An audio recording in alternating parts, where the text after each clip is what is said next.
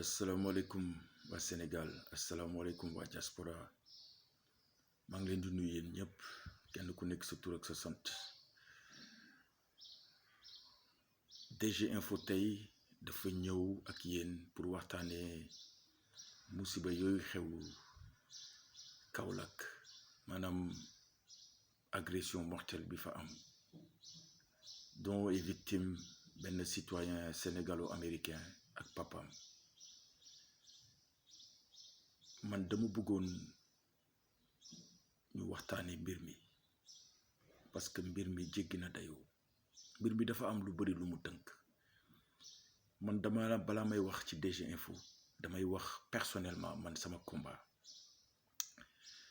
sama combat dafa mus a nekk di ñaax sénégalais yi nekk diaspora à l'étranger pour ñu ñibbi ci Sénégal. ñi ma xam ñëpp xam nañ ni loolu mooy sama combat quotidien dinaa ci dégg nag lu nekk waaye tey sama liggéey bii état yombalaluma ko ci fànn bu nekk. état yombaluma ko parce que dëkk bi amatul sécurité. état yombaluma ko parce que dëkk bi suñu système de santé à la limite frise l'incompréhension en fait. état yombaluma ko parce que chômage bi bëri na fi. état yombaluma ko parce que ñi nga xamante ni ñoo ñu jiite nekkuñu fi lu dul seen poche lañ fi nekkal. donc tey dama bëggoon vraiment que état jéem a jël seen responsabilité.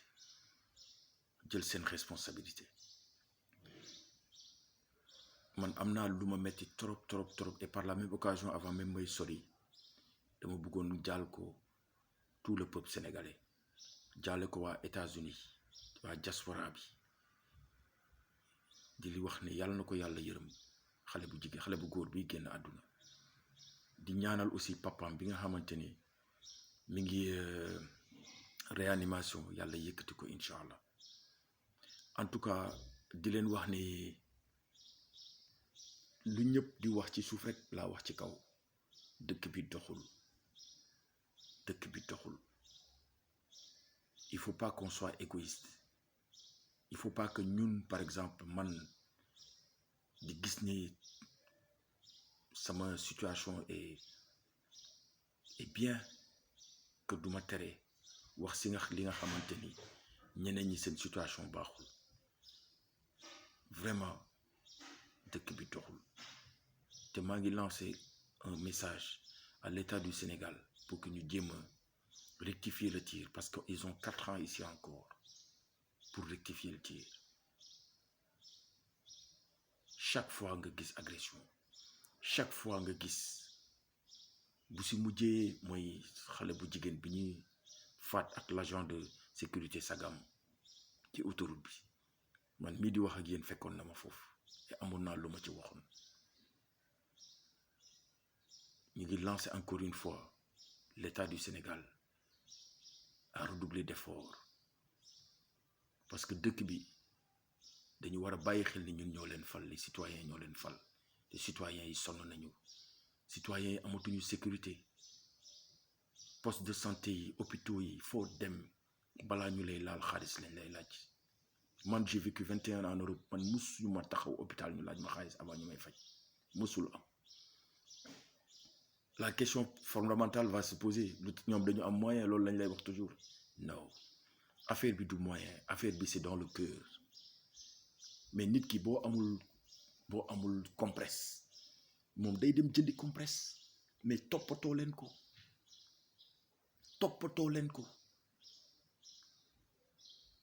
man des fois je me pose la question, est-ce que ça c'est un problème d'État?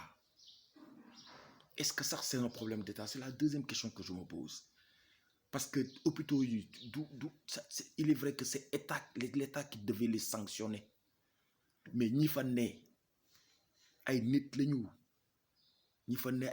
duñu ay mala. c'est très grave ce qui se passe actuellement au Sénégal, c'est très grave. donc maa ngi encore une fois ñaax l'État du Sénégal ngeen jéem ci jàpp parce que lii yéen rek yéen a si mën a jàpp. Vous avez le monopole de la sanction. Yéen a yor monopole boobu. Yéen vous avez l'armée, vous avez la gendarmerie, vous avez la police, vous avez les sapeurs-pompiers, vous avez tous les corps de métier. Yéen lépp yéen a ko yore. Ngir yàlla jàpp leen si, c'est très important. Parce que suba li nar a am fii su fi naree am musiba naaru laay. Parce que nit ñi sonn nañ trop.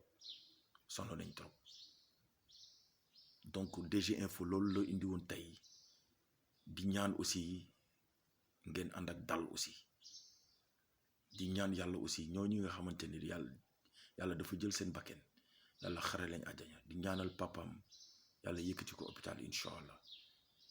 DG Info vous remercie. Merci beaucoup.